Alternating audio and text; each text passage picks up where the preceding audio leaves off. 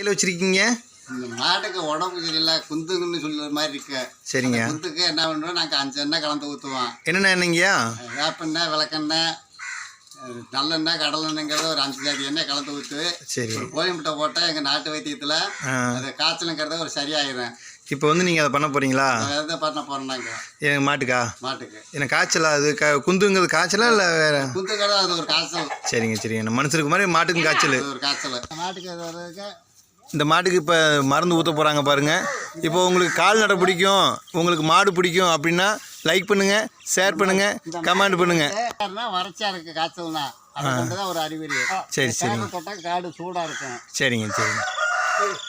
அங்கே இந்த மாட்டை வந்து தூணில் கட்டிக்கணுங்க. ஏன்னா அது சாதாரணமாக பிடிச்சோம்னா மாடு நிற்காது. அதனால் இந்த மாதிரி கட்டிக்கிட்டு அதுக்கப்புறம் தான் மருந்து ஊற்றுறோம். இப்போ மருந்து அந்த ஊற்ற போகிறாங்க பாருங்கள். இது கிராமத்தில் எப்போவுமே அந்த இன்னமும் அந்த பாரம்பரிய முறைப்படி பண்ணுறாங்க. பாருங்கள் நம்பர்களே.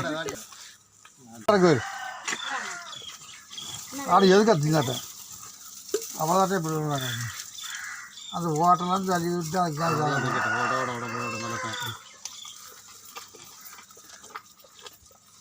பாருங்கள், உடம்பு சரியில்லாத மாட்டுக்கு இப்போ வைத்தியம் பண்ணிட்டாங்க.